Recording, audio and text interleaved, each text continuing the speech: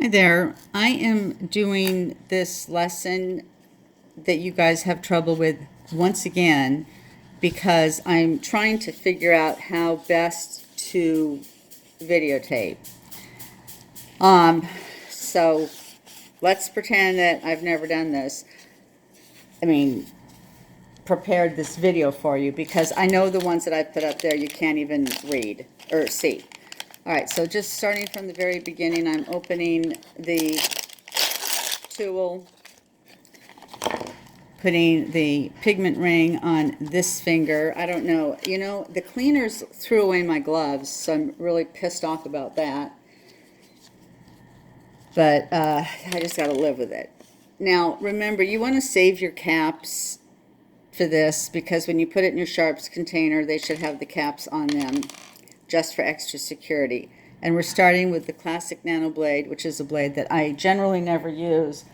And after I've been using it now in my studio on clients, I'm of the feeling that I probably will not be using it again. It just causes me, I don't know, I feel like it makes me go too deep. So I have my wet wipe available and my napkins available. I have some SUP pigment from Fee, and I use that because it's similar in consistency to the Beauty Angels, whereas the SUPE one is quite thick. All right, so I'm set up here to go. Now, as I have mentioned many times, you want to learn to work, to practice in the position in which you're going to work. So I'm going to be turning this at a bit of an angle. I'm sitting here. I'm pointing to my body here. So if I have this like this, that would suggest I'm sitting right on the client's boobs, which, is not a thing to do. So, but you don't need to turn it like fully 90 degrees like that because you won't be working at that angle. If you watched my sitting positions video, you'll know that you're moving around enough. So I'm going to kind of have it at this angle here. And I want to make sure if I work here, can you see that whole brow? I think so. All right, so I think this is level 7 of your guys' basic course. I honestly don't remember. All right, so we're starting off with a little stroke right here. And the main thing here to keep in mind is you're not starting it at the bottom. It's not very big. It's just, I call it a hello stroke, which is stupid, but I don't know what else to call it. Now I'm starting my first upper head stroke, or I'll call it longer head stroke. No, upper head stroke is good. And I'm curving it a little bit. Now I'm doing my bottom head stroke, also with a little curve. Next upper head stroke with a little curve. Next lower head stroke with a little curve. Now pay attention. Can you see? See, I don't think this is in focus. No, it's not. All right. Give me a second. Give me a second. There. Now it's in focus. And I think you're seeing it upside down, but honestly, I don't know. I'm turning this to try to make it so that the whole brow is in frame. Anyway, the thing I was about to say is that you have to make sure that the distance between this stroke and this stroke, that's going to remain consistent, and between these upper head strokes, that's going to remain consistent. You don't get to just put it wherever you want. You'll get it turned back to you to do over again. Third upper head stroke. Now, you should be starting to notice, why doesn't it remain focused?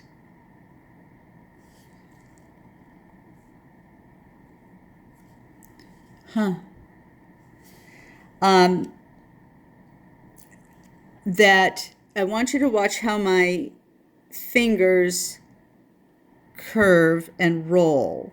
So the actual tool is rolling between my thumb and my forefinger. Now I'm on the fourth upper head stroke. At least this way I can look at the video and see that it's not in focus. Now I'm starting the connection strokes.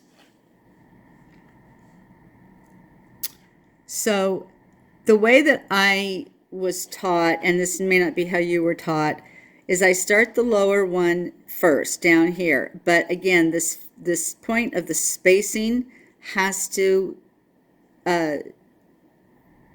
be consistent. So this has a slight curve out, so it's a slight fan, but the distance between this stroke and this stroke is the same. It's not like this one's going to be way out here or something like that. Now I'm going to make a slightly curving stroke or fanning stroke up here. It's going to start kind of parallel and pretty far down this fourth upper stroke, but it's going to come up and curve out a little bit. You see that? So now I'm setting up to do the actual connection stroke. That one I begin maybe like a quarter of the way down that last upper fanning stroke, and you're just going to kind of bring it up a little bit. It's not big, it's kind of flat. And from there, you're going to go ahead and make your spine. Well, I already see that I got my spine off. Can you see that I dipped right here? So I'm just going to, it's not going to be really there, so I'm just going to, well, I could just take my wet wipe and start it over again, because I really want you guys to do this correctly, so I want to model it correctly. In real life, I probably would just make a note to myself that I messed that up and I wouldn't redo it. But you have to have your eye on where 0.6 is and be aiming for that.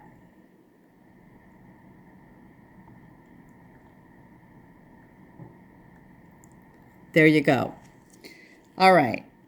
Now we're moving on to the final connection stroke, which is to connect this fanning stroke with the top connection stroke. And I call this a C stroke.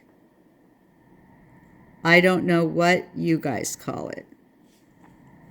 Now we're ready to begin the lower strokes.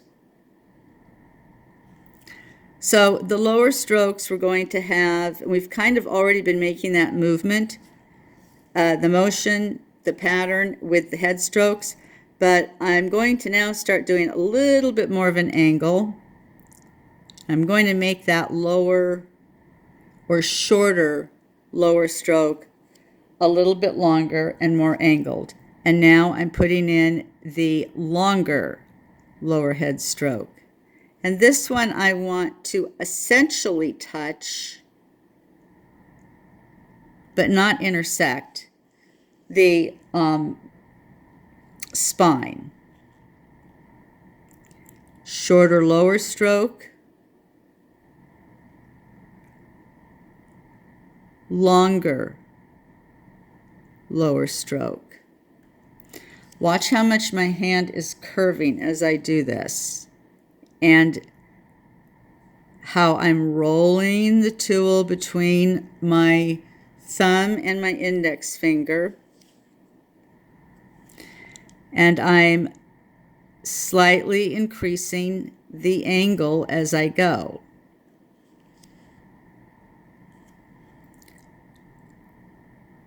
Lower or shorter lower head stroke, not head stroke, bottom stroke, longer, shorter, longer, The closer I get to 0.6, the more my wrist is actually moving. Shorter, longer. Okay, now I'm at this place that I'm just going to be doing one stroke because that's going to kind of tie it all together. Next, I'm going to do the upper strokes that you do with the classic blade. And I believe you guys are taught to do them with a bit of a curve. So here's number one. And again, I'm just barely touching the spine. Here's number two. I'm going to start it right here. See how close I'm starting it to the previous one? But I am taking it way out here. So the distance between here and here is always going to be shorter than the distance from here to here in order to have your strokes your upper strokes properly placed. Now, right about here, you need to start thinking about you don't ever want to curve down. So you never want to do something like this, where you're coming down and you're actually hitting the bottom of the brow. So as you approach this, the arch, you want to be thinking of pointing, directing yourself toward 0.3, the end of the tail. I'm not going to go all the way there. And now I'm doing the final one, and there's different ways to do this. Sometimes I do it in, individual strokes, like with actual pigment on them, or sometimes I just do the whole thing in one fell swoop. All right, we're now done with what we would be doing with the the classic blade. So I'm going to switch this around and get the nano blade out. So now I have the nano blade, and now I'm going to start adding my middle strokes. Now with these, I'm going to be coming up and really actually curving and intersecting with the spine. With these, I actually do touch the spine. Not only do I touch it, but I move along, okay? Do you see that? I'm touching it and I keep going. Not far, but coming up, touching the spine, keep going. Here, I brought it down. The spine's up here and I came down too far. That's okay. I can't undo that.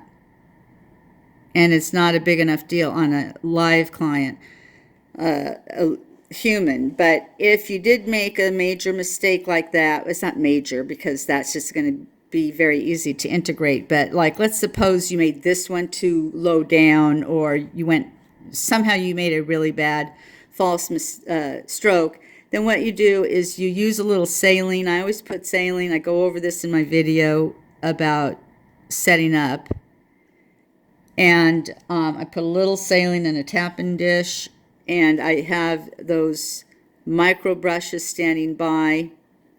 This happened the other day. I had to basically get rid of some extra strokes right in the under arch area of the client's right brow. Okay, so those lower strokes are in, and now I'm going to do the upper strokes, filling those in. And I'm going to make it clearer on the next one because things are kind of tight right here. But what you're doing is you're going to come in like I'm starting right here, but my goal is to come in and kind of hit midway. And you don't recut over the stroke. You merge with it, but you don't recut it, because then your client is going to have a double cut on their skin.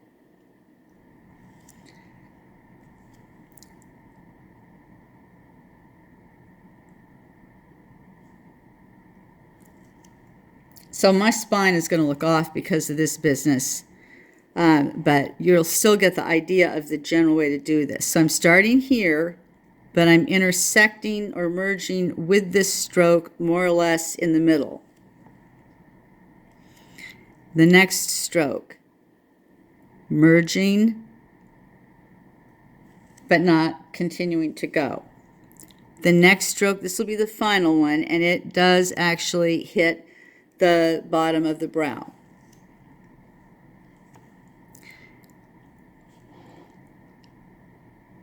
So merging and stopping. Merging and stopping. Merging and stopping. Merging, carrying it down a little bit now. Do I want to add more down here? That's going to be a judgment call.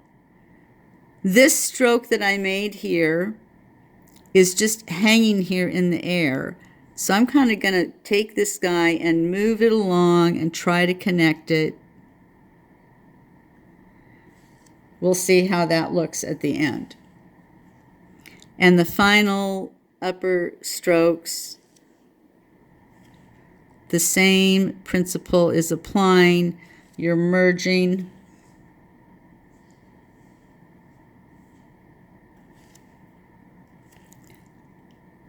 But you're not double stroking. You're not going to go over one of your initial strokes.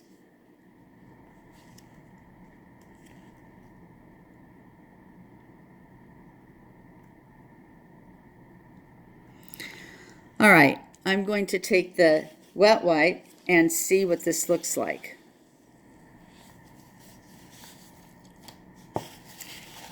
Dry it off with my napkin.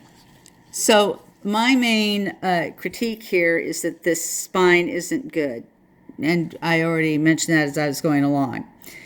But the thing that I think you guys are wanting the most help with is what I'm going to be talking about now.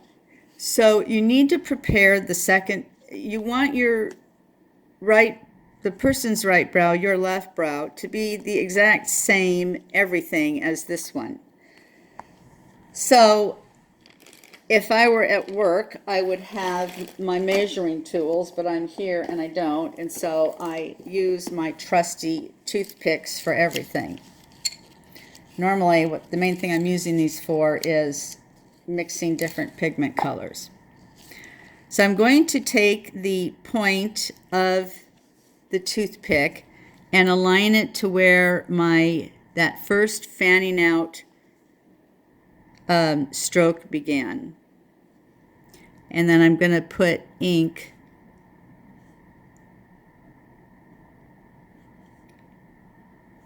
if you had a pencil, if I had a pencil, this would be easier to do. There. All right, so that tells me from the beginning of the head, more or less, to the first connection stroke. So I'm going to just bring that over here to the client's right, your left, and I'm going to make a mark up here.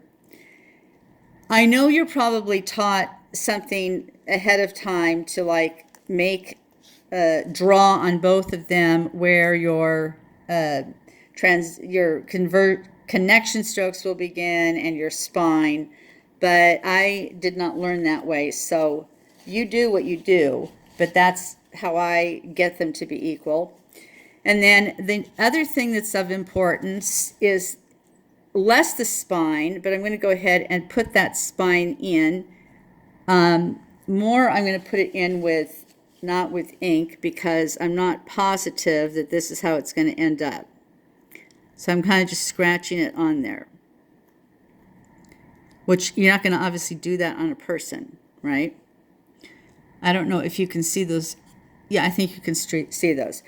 The thing of concern to me is the angle. I want the angle of these strokes to match the angle of these strokes. So I'm going to try to kind of copy that angle by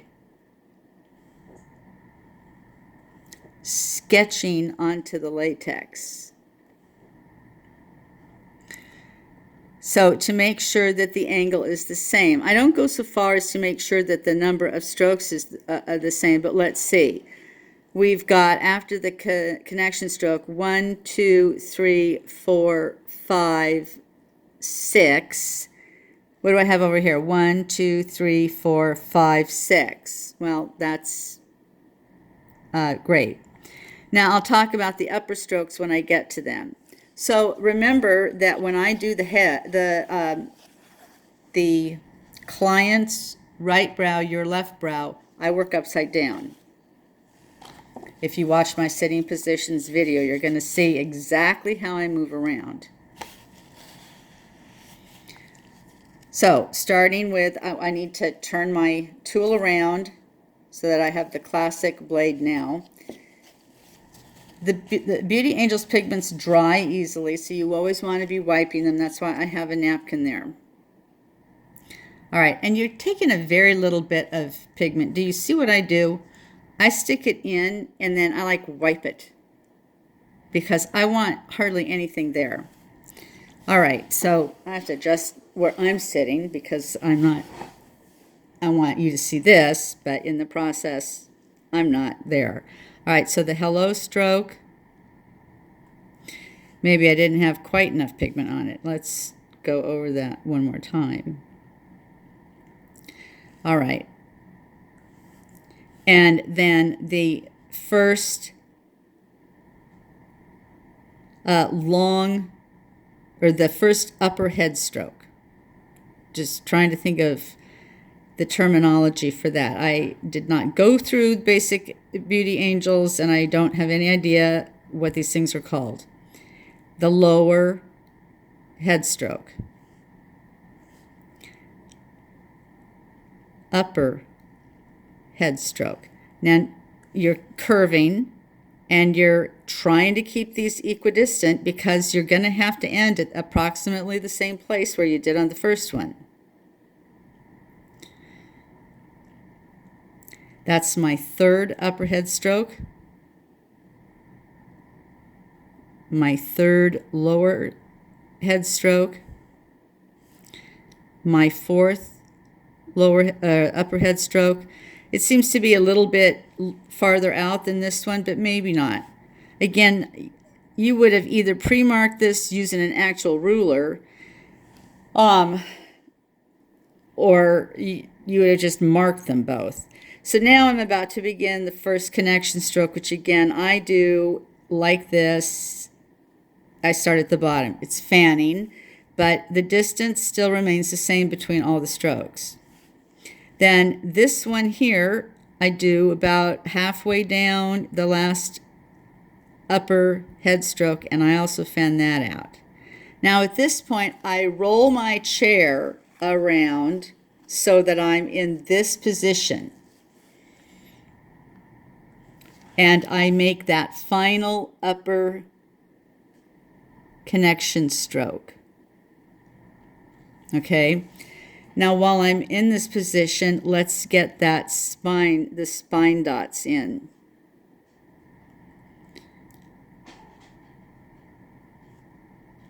So they're approximately where I had put the little dashes before, but not exactly. Now I would be rolling my chair around and I would be directly behind the client. It's time to wipe my blade. And I am now doing the connection stroke between the fanning stroke and the upper connection stroke. That C stroke, whatever you guys call it. And now I'm beginning my actual pattern. So I'm doing a little bit longer short lower stroke and a little bit longer, or a much longer, upper lower stroke. And as I'm going along, I'm keeping in mind the angle that I pre-drew, as well as the fact that I need to be increasing my angle I can't just keep my hand going straight up and down or anything like that. So you should be seeing the blade curving in my fingers, and I think it might be hard to see my wrist turning, but there's just no other way to accomplish this without it doing so. I think you're seeing it. And I was focusing so much on that I didn't do a very good job of that stroke.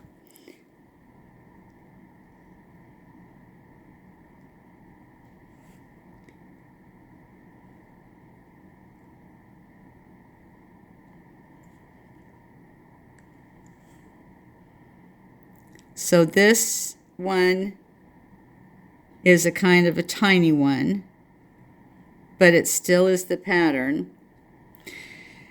Now, how many did I say I had over here? Let me just double check. After the connection stroke, I had 1, 2, 3, 4, 5, 6. Here I've done 1, 2, 3, 4, 5. Wait, 1, 2, 3, 4, 5. Good. That's what I was hoping, because right here there's definitely enough room for one more, even though it's going to be tiny and also pretty flat.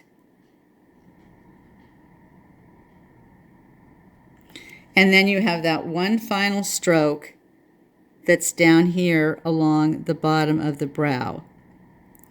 This stroke causes me the most grief. Now, in order to do the head strokes, I would be turning my chair so that I am in this configuration with the client. When I'm doing these lower strokes, I'm standing up behind the client just because my chair is low until I get to about here, and then I'm able to sit down and do them from my chair. Okay, now the secret here that I wanted to mention is count your head strokes over here. So we had 1, 2, 3, 4, 5. So that's what we're going for here. I'm not going to like sketch them out. I mean, you could on the latex, but I'm just going to hope that that's what it turns out to be.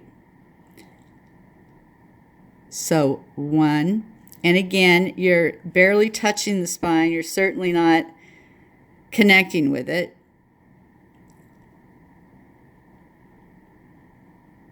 2, and again, notice that the distance between here and here is shorter than between here and here. This is the third one, and this one looks like it can go all the way down, thus completing the spine. But you really want to be, again, I cannot emphasize or overemphasize how important it is that none of these strokes go like this. You don't want to be coming down and hitting the bottom of the brow.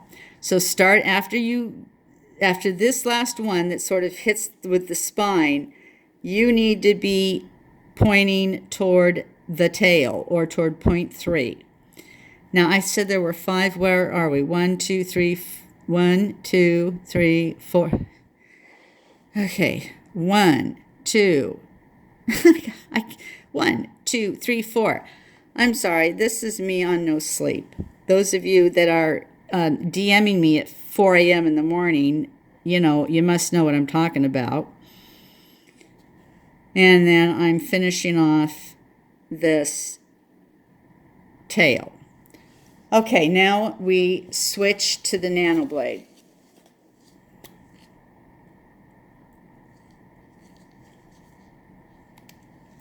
So now I will be doing these strokes I will be beginning on the bottom stroke, so I move my chair so I'm behind the client's head.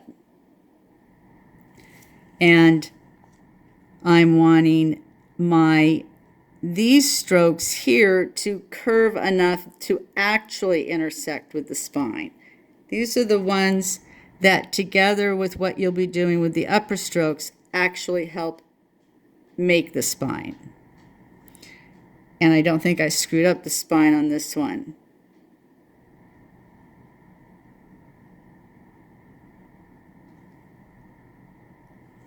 I mean, even if you draw the spine perfectly, you still can screw it up just by making an incorrect stroke. So all the planning in the world doesn't necessarily make a difference.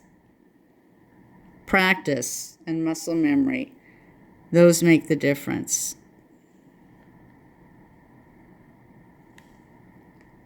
And I'm at my last little one here.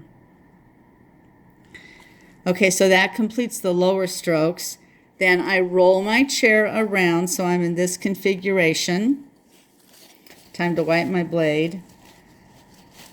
Doesn't matter what kind of latex you're using, or even on human skin, you're going to get something caught in there. So my first upper stroke is here. So I'm just going to connect with it. It doesn't look like I can really get in another one. My second upper stroke, coming in, hitting it in the middle. Another stroke will work. And even a final stroke. So I'm really connecting everything there at the spine. Now I'm on this one, and this gives me more of an opportunity to demonstrate merge, but don't recut. Merge, don't recut. Merge. Now here I'm going to kind of be twisting because that's what's happening. The spine is twisting, and I'm going to just merge with that and go ahead and bring that one down. Over here, same thing. We're coming down and we're merging and stopping. Merging and stopping. Merging and stopping. Now I need to actually carry it on because I've run out of the stroke that I originally made. And this will be my final stroke right along the outline, and I'm going to go ahead and carry that all the way down. Can you see that? Because I know it's smudged up right there. Now my final head stroke. Merging. Merging.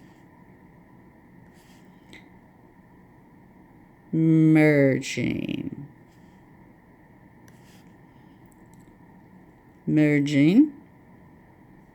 I mean, I had drawn this so that it was all the way complete, so it's not like there's going to be any need to draw any line down. You might want to get a line in here just to make sure that you have a good point. All right, let's wipe that one off and see how that looks, especially compared to the first one.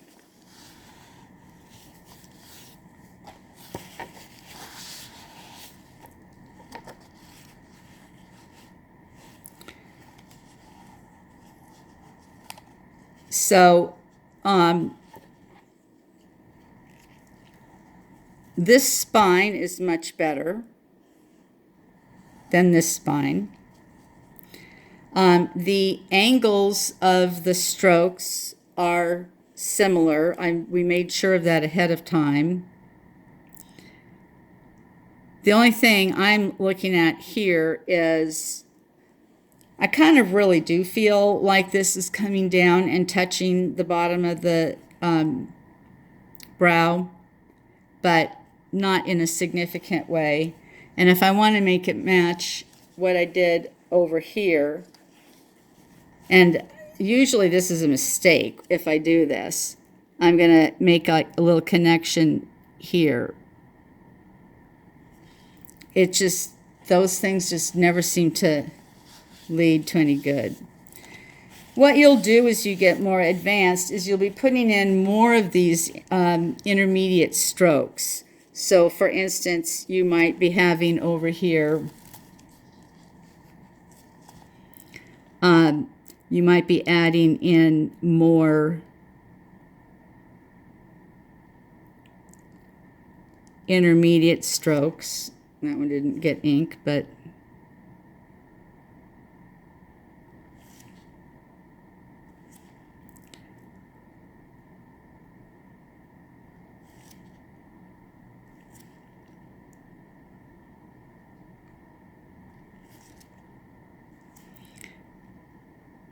because you want to be filling it out one way or another.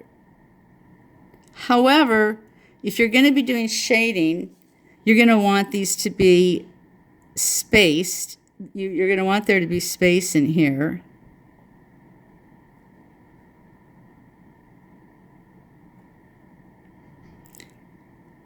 These are just little things that I do to add more to the brow. And I'm sure you'll eventually be learning to make the head a little bit more interesting one way or another.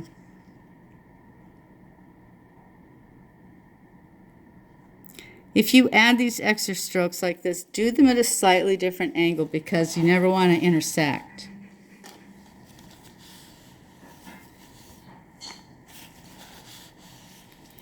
So this one already has more going on with it than the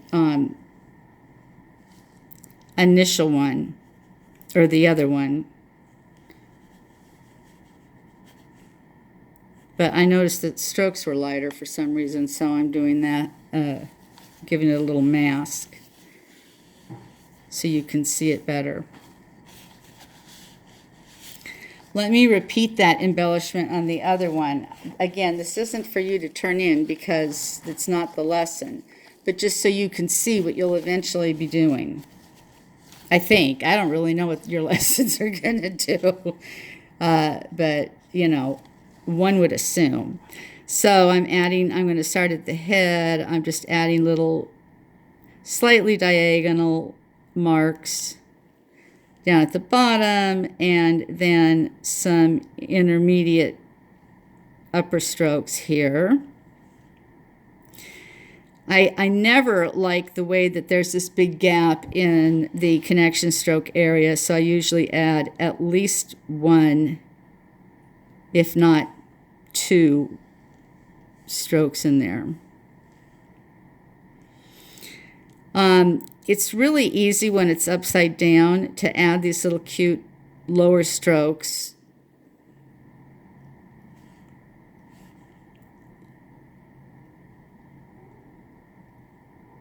And they end up giving the brow a real look of completion, and it looks straight,